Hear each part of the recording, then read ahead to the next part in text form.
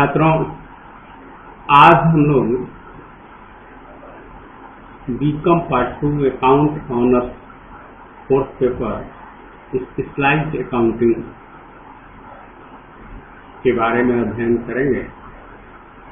इसमें आज हम लोगों का टॉपिक होगा डबल अकाउंट सिस्टम।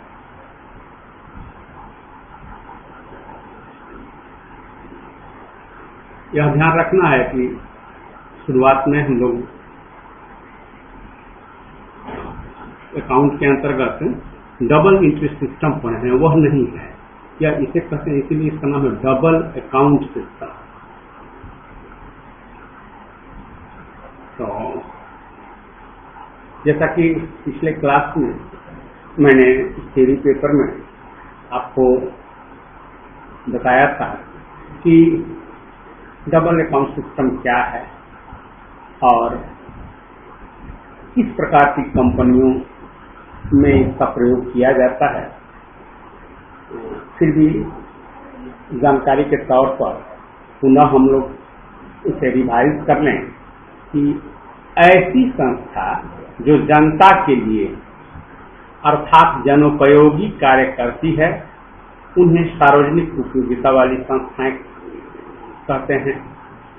और इन संस्थाओं का उद्देश्य लाभोपार्जन न होकर जनता के हित के लिए या समाज के हित के लिए होता है। जैसे रेलवे की सेवाएं, बिजली प्रदान करने वाली संस्थाएं, गैस कंपनी, जहाज कंपनी आदि इसमें सम्मिलित है। तो सार्वजनिक उपयोगिता वाली संस्थाओं द्वारा प्रदान की गई सेवाओं के लिए इन्हें विशेष अधिकार प्राप्त होता है, क्योंकि इनकी स्थापना विशेष अधिनियमों के द्वारा होती है। इन संस्थाओं का लाभ किसी खास व्यक्ति को न होकर इसका लाभ पूरे समाज को मिलता है। ऐसी ही कंपनियों का खाता डबल अकाउंट सिस्टम के द्वारा बनाया जाता है। यही हम लोगों को ध्यान रखना है। तो सार्वजनिक उपयोगिता वाली संस्थाएं अपने अंतिम खाते एक विशेष प्रणाली से तैयार करती हैं। बाकी जो व्यावसायिक कंपनियां हैं, उनकी अलग प्रणाली होती है। वह दोहरी लेखा प्रणाली पर, डबल एंट्री सिस्टम पर आधारित होती है। लेकिन यह डबल अकाउंट सिस्टम पर की बात हम लोग कर रहे हैं। तो इस विशेष प्रणाली को ही हम दोहरा लेखा प्रणाली कहते हैं या डबल अकाउंट सिस्टम कहते हैं। इस प्रणाली की शुरुआत इंग्लैंड से हुई है। इसमें वार्षिक खाते इस प्रकार बनाए जाते हैं कि अस्थायी प्रकृति की संपत्तियों पर किए गए व्यय तथा अस्थायी दायित्वों को एक अलग खाते में दिखाया जाता है, जिसे पूंजी खाते पर प्राप्ति एवं व्यय खाता कहते हैं। और अस्थायी स्वाभाविक संपत्तियों और दायित्वों के अतिरिक्त अन्य सभी संपत्तियों और दायित्व एक विवरण पत्र में दिखाए जाते हैं, जिसे जनरल बैलेंस शीट कहा जाता है। यही ध्यान रखने लायक बात है। तो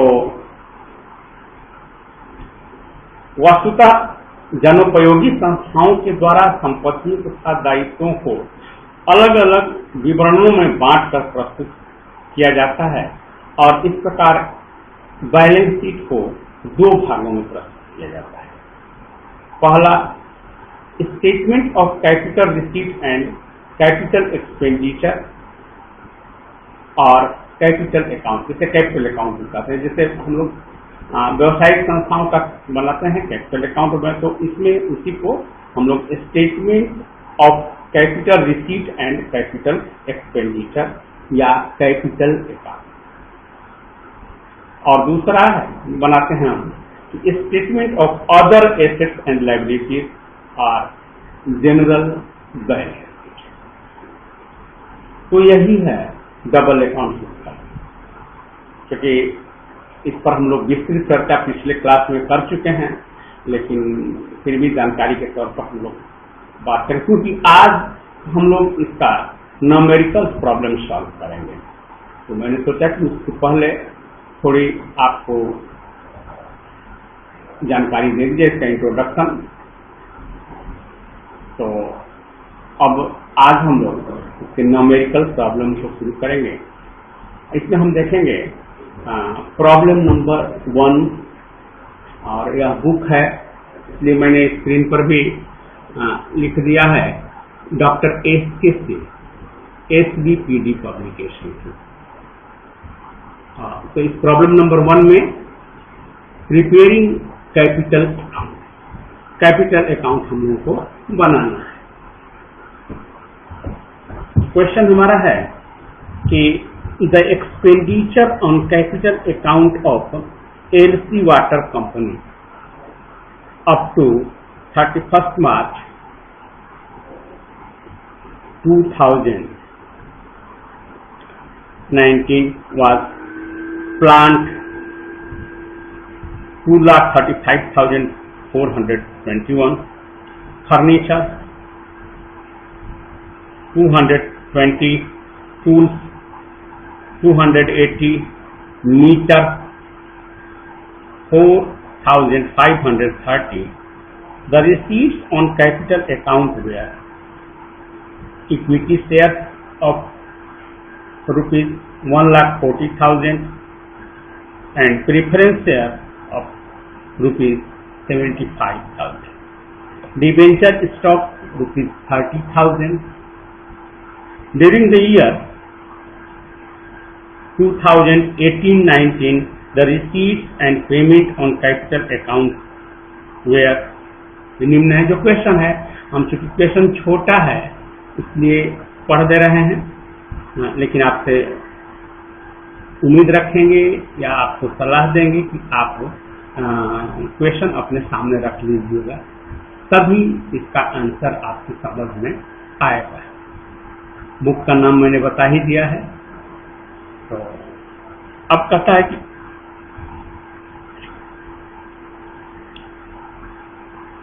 ड्यूरिंग द ईयर तो हो गया। हाँ, equity share rupees 10,000, preference share rupees 5,000, plant 9,540, meter 240, properties 9,716।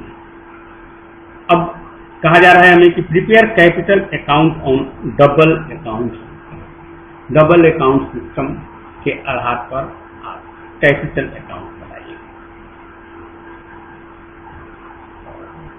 अब इसके लिए हम लोग जो है, जो प्रोफार्मा इसका होता है उसके आधार पर, जो मैंने बता दिया है, तो हम ऊपर में हेडिंग हमारा होगा LC water company capital account for the year ended 31st March 2019।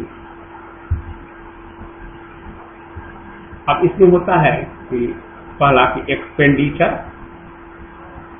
इसके बाद एक्सपेंडिचर अप टू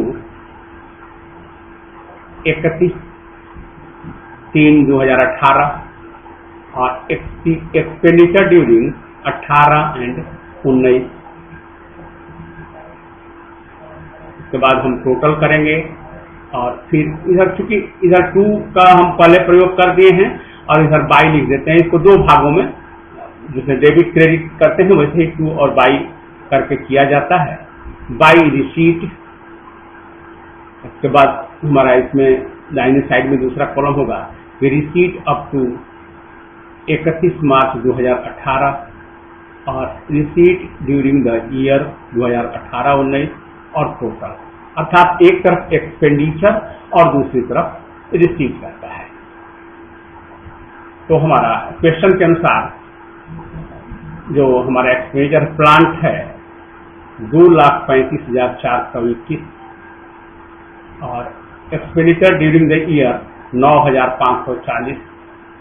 तो इन दोनों को जोड़ देंगे, टोटल यहाँ लिखना है, तो 2,44,961। इसके बाद हम रिसीट की तरफ आएंगे। तो इक्विटी शेयर क्या, हम लोग सब पहले इधर ही देख लें।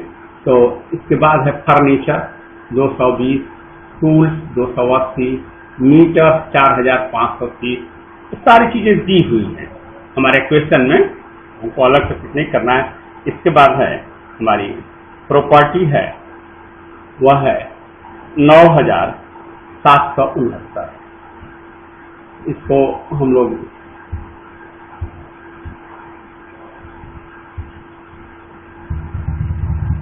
ऐसे ऊपर थोड़ा कर लेते हैं तो और क्लियर हो जाएगा हमें। तो अब जो है हमारा प्रॉपर्टी हो गया 9,769। अब यही हमारा टोटल होगा यहाँ पर, और इधर का टोटल तो हमारा जो है, क्योंकि इसमें 220 है इसलिए 220 ही आएगा। 280 है तो वही आएगा, ड्यूरिंग द ईयर कुछ नहीं हुआ है। और ये है 4,000 मीटर, 4,530, इसमें 240 है लास्ट वाले में, तो इसलिए इसको जोड़ दिए 4,770। अब ये जो है हमारा हो गया 9,769 प्रॉपर्टी। अब हम आ जाएंगे इसके रिसीट साइड में। तो इक्विटी शेयर 1,40,000 और रिसीट ड्यूरिंग द ईयर 10,000, तो टोटल हमारा हो गया 1,50,000। फिर प्रीफरेंस शेयर शुरू में है 75,000 और ड्यूरिंग द ईयर 5,000, तो ये हो गया हमारा 80,000। और डिवेंचर जो हमारा है नहीं स्टॉक 30,000, और तो यही हो गया 30,000। क्योंकि उसमें डिवेंचर नहीं है इसलिए तो नहीं लिखा हुआ है। अब इसके बाद इसका हम टोटल कर देंगे, तो टोटल 2,40,451 और इसमें हो गया 19,549। दोनों का टोटल कर दिए 2,60,000। यहाँ हो गया 2,43,000 और 15,000, 2,60,000। तो दोनों पक्ष जो है हमारा बराबर हो गया, उनका हमारा कैपिटल अकाउंट बन गया। तो यही हम लोगों को, यह हो गया हमारा टोटल एक्सपेंडिचर और यह हो गया हमारा टोटल रिसीट। तो हमारा कैपिटल अकाउंट बन करके तैयार हो गया। अब हम आगे दूसरे प्रॉब्लम को देखेंगे। तो हमारा अगला प्रॉब्लम जो हम लोगों ने लिया है वो है प्रॉब्लम नंबर 3।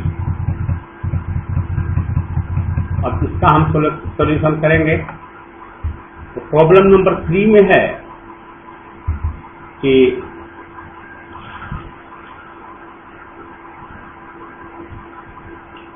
इसमें दिया हुआ एक थोड़ा क्वेश्चन लंबा है, तो हम नहीं समझते हैं।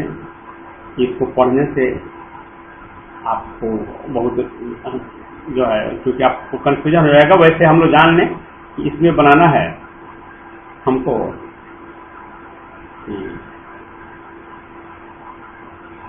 Prepare the statement of receipt and expenditure on capital account and general balance sheet as on 31 March 2009। हमें यही बनाना है। हमें नीचे सारे विवरण दिए हुए हैं। इसमें ऑथराइज कैपिटल है हमारा 10 lakh, 10 lakh, paid up capital 5 lakh, 10% debenture है 1 lakh, trade creditor 30,000, reserve fund 32,000, trade debtors 80,000, cash in hand and at bank 66,000, 66,000, reserve fund investment 32,000 और स्टॉक है हमारा 50,000, 50,000। इसके बाद फिर आगे इंफॉर्मेशन है कि expenditure up to March 31, 2013 land 30,000, जो खर्च हुआ है मैंने मार्च 31, 2018 तक का जो हमारा खर्च है। लैंड 30,000, मेन 2,60,000, मशीनरी 80,000 और बिल्डिंग 30,000। आगे है कि the expenditure during the year ended 31 मार्च, ये तो हो गया जो है 2018, और 2019 में जो है 31 मार्च तक जो हमारा एक्सपेंडिचर हुआ है वो है 60,000। 40,000 और 20,000 on the last 3 items. Last 3 items आप देख ही रहे हैं क्या क्या है। मैंने वही जो कहा कि और इसके बाद जो है depreciation fund of ₹50,000 has been created. 50,000 रुपये का डिप्रिसिएशन फंड बनाया गया है और 36,000 has been the credit balance of the net revenue. और जो है 36,000 रेवेन्यू अकाउंट का क्रेडिट बैलेंस है। तो लास्ट 3 आइटम्स में जैसा कि दिया था कि लैंड, तो लैंड तो मेन, मशीनरी और बिल्डिंग, यही लास्ट 3 आइटम। मेन, मशीनरी और बिल्डिंग, इसी पर एक बात है वो लास्ट 3 आइटम का बिल्डिंग। तो यही हम देखना। अब इसको हम लोग उसी तरह से बनाएंगे। एक्सपेंडिचर और एक तरफ होगा इसके 4 कॉलम और जो रिसीट है उसमें भी 4 कॉलम हमारा होगा। एक्सपेंडिचर में हमारा पहला एक्सपेंडिचर लिखेंगे और उसके नीचे जो जो हमारी संपत्तियां रहेंगी उस संपत्तियों को लिखा जाएगा। उसके बाद एक्सपेंडिचर अप टू 31 मार्च अर्थात पूर्व के वर्ष का जो एक्सपेंडिचर है तब तक का, 2018 तक का, और ड्यूरिंग 2018 हो 19 में मैंने 31 मार्च तक जो हुआ होगा। और इसके बाद इसमें टोटल कर देंगे। उसी तरह से रिसीट में भी इसमें सारे आइटम्स लिख देंगे और जो है रिसीट अप टू 31/3/18 और रिसीट ड्यूरिंग द ईयर 18-19 और इसमें टोटल कर। बस यही हम लोगों को करना है। अब हम लोग देखेंगे तो लैंड 31/18 तक है 30,000 और ड्यूरिंग द ईयर कुछ नहीं है, इसलिए हमारा टोटल एक्सपेंडिचर होगा बिल्डिंग लैंड पर 30,000। इसके बाद लास्ट 3 आइटम में मेल्स आ गया तो 2,60,000 का है पहले का और 60,000 ड्यूरिंग द ईयर है, तो ये हो गया हमारा 3,20,000। इसके बाद मशीनरी 80,000 है पहले का और 40,000 ड्यूरिंग द ईयर, तो यह हो गया 1,20,000। और फिर बिल्डिंग 30,000 है पूर्व का और 20,000 ड्यूरिंग द ईयर, तो यह हो गया 50,000। अब हम आ जाएंगे receipt side. By paid up capital 5 lakh, बीच में कोई कैपिटल इंट्रोड्यूस नहीं हुआ है इसलिए 5 लाख ही रहेगा। बाय 10% डिवेंचर 1 लाख, यह भी 1 लाख है। अब हम टोटल करेंगे तो 5 लाख और 1 लाख 6 लाख हो गया। रिसीट अप टू 31/3/18 और वही हो जाएगा जो है टोटल, क्योंकि बीच में ड्यूरिंग द ईयर कुछ भी इसमें नहीं वृद्धि हुई है या ना कोई कमी हुई है। तो ये हो गया हमारा 6 लाख। अब इधर आ जाएंगे हम 30,000, 2,60,000, 80,000 और 30,000। इसका टोटल हो गया 4 लाख और इसका टोटल हो गया 1,20,000। तो सब मिला करके हो गया 5,20,000। तो यही हमारा हो गया receipt and expenditure on capital. अब जो हम आगे देखेंगे तो इसके बैलेंस को हम क्या करते हैं, हम यह देखेंगे तो balance carry to general balance sheet. अब इसका जो बैलेंस होगा वो जनरल बैलेंस शीट में चला जाएगा। तो कितना होगा, चूंकि इस साइड में है 6 लाख और इधर है 5,20,000, तो बीच में बचा, दोनों का अंतर कितना हुआ, बैलेंस कितना हुआ 80,000। तो यही जो है ये चला जाएगा जनरल बैलेंस शीट में।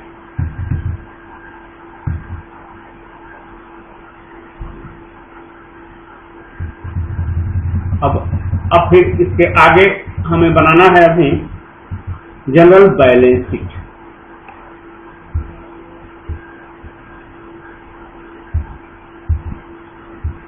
क्योंकि हमें क्वेश्चन में पूछा गया है कि आप बनाइए कैपिटल अकाउंट अर्थात receipt and expenditure on capital account और जनरल बैलेंस शीट बनाना है। तो अब हम जनरल बैलेंस शीट बनाएंगे एज ऑन 31 मार्च 2019। अब उसमें वैसे ही बनाएंगे, लाइबिलिटीज एक तरफ होगा, एक तरफ एसेट्स होगा। तो लाइबिलिटीज में बैलेंस टू कैपिटल अकाउंट, तो जैसा कि हम लोगों ने देखा है कैपिटल अकाउंट का बैलेंस था 80,000 80,000, तो वही यहाँ आ गया क्योंकि वहाँ हम लोगों ने लिखा था कि balance carry to general balance sheet, तो वो 80,000 यहाँ आ गया।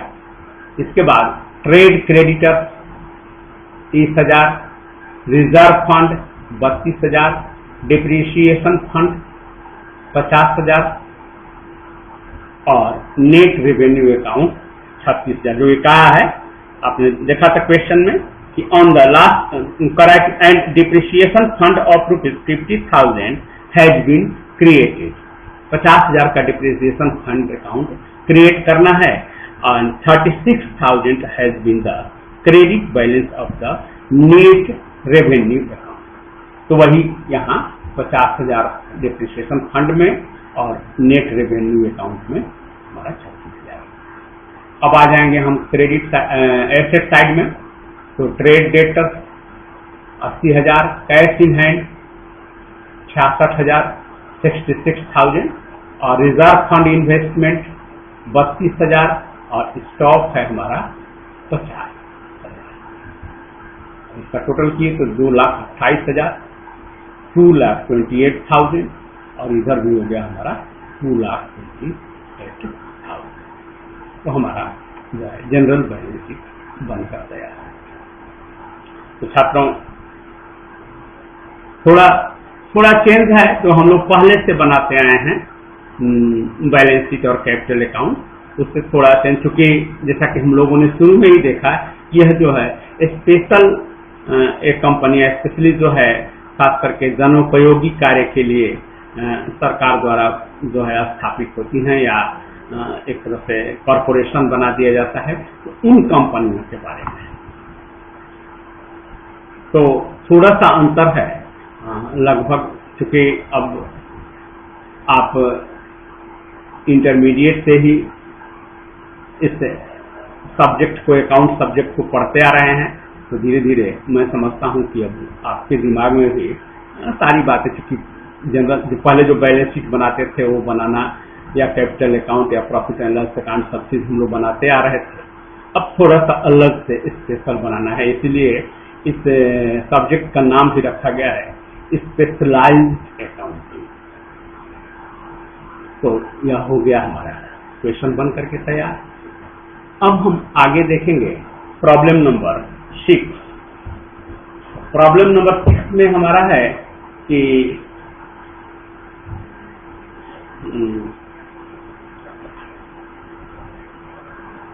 ये तो काफी लंबा है क्वेश्चन, फिर भी इसको हम थोड़ा पढ़ देते हैं, लेकिन आप अपने सामने बुक जरूर रखेंगे तभी आपकी समझ में आएगा, अन्यथा फिर आपको परेशानी होगी और नहीं समझ में आएगा तो फिर हमारे पढ़ाने का कोई औचित्य नहीं रह जाएगा। इसलिए मैं आप लोगों को से उम्मीद रखूंगा कि आप बुक को सामने रख लें। जैसे इसमें दिया है प्रॉब्लम नंबर 6 है कि the following is the trial balance of, अब इसमें ट्रायल बैलेंस दिया कि trial balance of Durham Railway Company after the completion of revenue account for the half year ended 31 March 2019। अब दिया हुआ है पूरे जो है ट्रायल बैलेंस और लास्ट में कहता है, अब ट्रायल बैलेंस तो समूचा बोलने से कोई लाभ नहीं होगा, लेकिन लास्ट का क्या हम करना है और क्या है इसमें एडजस्टमेंट, इसको हम लोग देखें कि during the half year there was an issue of ₹10,000, 8% preference share stock at par, which was fully subscribed and paid up, and also ₹20,000 equity stock, fully subscribed and paid up at a premium of ₹5,000। जो preference share issue किया गया है 10,000 रुपए का, वह at par है, और equity share जो इशू किया गया है वह ₹5 प्रीमियम पर है, प्रीमियम ऑफ 5% प्रीमियम पर। The expenditure on lines open for traffic was ₹25,000, on lines is in course of construction ₹1,000, and on working stock ₹5,000। Make out capital account and general balance। हम लोगों को फिर वही कैपिटल की सारे इंफॉर्मेशन से जो ट्रायल बैलेंस दिया हुआ है, इसके बाद कुछ एडिशनल इंफॉर्मेशन हैं, और इनके आधार पर हमें जो है कैपिटल अकाउंट और जनरल बैलेंस दिखता है। तो अब हम इसको बनाना प्रारंभ करें। बाकी तो आप तो प्रोफार्मा तो आप समझ ही चुके हैं जो दिया हुआ है। इसके बाद अब हम शुरू करेंगे कि लाइन ओपन फॉर ट्रैफिक, इसमें जो हमारा एक्सपेंडिचर है 8,26,950। इसके बाद ड्यूरिंग द ईयर हुआ है 25,000, जो कि बाद में दिया हुआ है, तो ये हमारा टोटल हो गया 8,51,950। उसी तरह है लाइन्स इन कंस्ट्रक्शन 4,000, और ड्यूरिंग द ईयर है 1,000, यह हो गया हमारा 5,000। लाइन्स नॉट कंज्यूम्ड, तो यह है 50 रुपए का, और यहाँ भी वही 50 आ गया। इसके बाद वर्किंग स्टॉक, तो वर्किंग स्टॉक है 1,25,000 का, और ड्यूरिंग द ईयर इस पर एक्सपेंडिचर हुआ है 5,000, तो यह हो गया 1,30,000। और फिर जो है कंट्रीब्यूशन टू ज्वाइंट लाइन, तो 50,000 का, इसमें ड्यूरिंग द ईयर कुछ नहीं हुआ है, तो यहाँ 50,000 हो गया।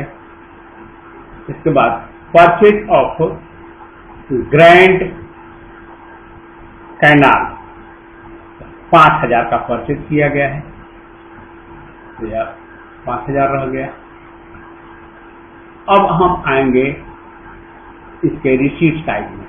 तो प्रिफरेंस स्टॉक पहले का है, क्वेश्चन में हमको दिया हुआ है 2,90,000, और ड्यूरिंग द ईयर जैसा कि हम लोग शुरू में ही देखे कि प्रिफरेंस जो शेयर है वो 10,000 का इशू किया गया है, तो इस 10,000 को ड्यूरिंग द ईयर में लिखेंगे तो ये हो जाएगा 3 लाख।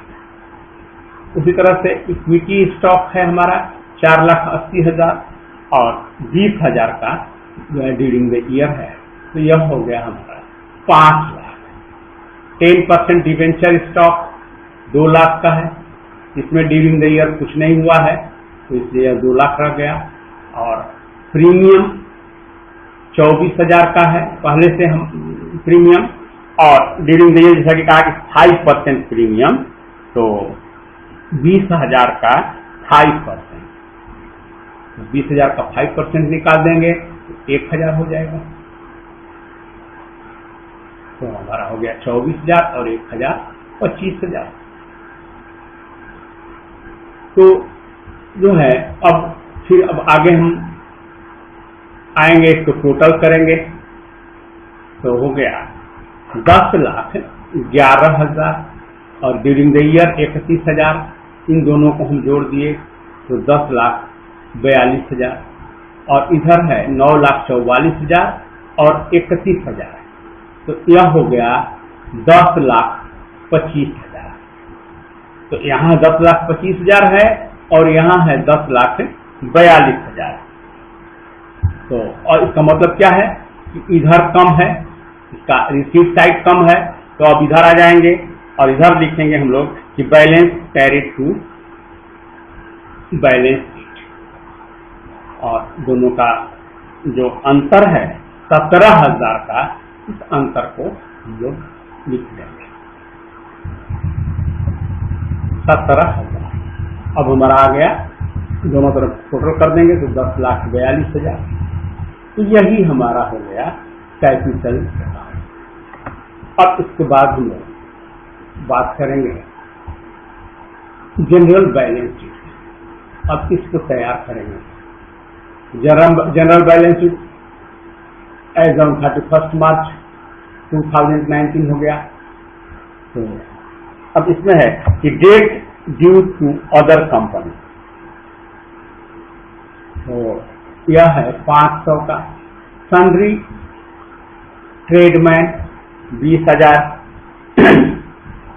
फायर इंश्योरेंस फंड 15,000 और सुपरन्यूएशन फंड 5,000। और जो है अब इस साइड में आ जाएंगे, प्रॉफिट एंड लॉस अकाउंट हमारा 20,000 हो गया। कैपिटल जो है अकाउंट 17,000 जो आया कैपिटल अकाउंट से 17,000 कैरी फॉरवर्ड होके, वो है cash at bank 5,000, general stores 10,000 और टैरिफ अमाउंट है 10,000 और ड्यू फ्रॉम अदर कंपनी 1,000 और सन्ड्री एंड आउटस्टैंडिंग यहाँ हमने छोड़ दिया, यहाँ 4,000 और 7,000, तो ये हो गया हमारा 47,000। अब जो है यहाँ दिया हुआ है क्वेश्चन में, गलती छूट गया हमसे, तो 4,000 है सन्ड्री आउटस्टैंडिंग अकाउंट, यहाँ 4,000 लिख लेंगे। ये हो गया हमारा 47। ये हमारा जनरल बैलेंस शीट बनकर तैयार हो गया। यही है हमारा कैपिटल अकाउंट और general balance sheet double account system के आधार पर। छात्रों, मुझे उम्मीद है कि आप लोग इसे समझे होंगे, जो हमारे स्क्रीन पर है उसको देखकर, और इसके अतिरिक्त मैंने इसीलिए एक एक आइटम को अलग अलग समझा दिया, क्योंकि अब क्लासरूम में अब जैसे कोई चीज छूट जाता है तो क्लासरूम में सुधार देगा आदमी, यहाँ मैं आपसे यहाँ मेरा छूट गया, हालांकि दिमाग में था लेकिन लिखने में छूटा है योग, तो चूंकि इधर का था इसलिए इधर भी आ गया, तो ये सब गलती हो जाती हैं, कभी कोई त्रुटियां हो जाती हैं, इसके लिए माफी चाहता हूँ। यह ध्यान रखेंगे, यहाँ आप 4,000 और जोड़ देंगे जो ऑलरेडी हमारे क्वेश्चन में है। तो यही हो गया हमारा क्वेश्चन बन के तैयार। अब आगे आपसे मैं उम्मीद रखता हूँ कि आप बुक को सामने रखेंगे, उस क्वेश्चन को, जिस क्वेश्चन को भी आपको समझना होगा उसे देखेंगे, उसको निकाल करके, और क्वेश्चन देखते हुए जब इस आंसर को सॉल्व करेंगे या जो सॉल्व किया गया है, जो मेरे द्वारा समझाया गया है, उसे ध्यान देंगे तो अवश्य आपकी समझ में आएगा। भर तक मैं प्रयास कर रहा हूँ कि जितना हो सके आपको बढ़िया से मैं समझा दूँ। इसके बावजूद भी यदि कहीं कोई किसी तरह की दिक्कत हो, कोई कंफ्यूजन हो, कोई डाउट हो आपको, तो आप कमेंट के माध्यम से हमें जरूर सूचित करें, ताकि मैं प्रयास करूंगा जो भी आपको नहीं समझ आएगा, जो भी आपकी शंकाएं हैं, मैं उसका हर संभव समाधान करने का प्रयास करूंगा। आज के लिए बस इतना ही। धन्यवाद।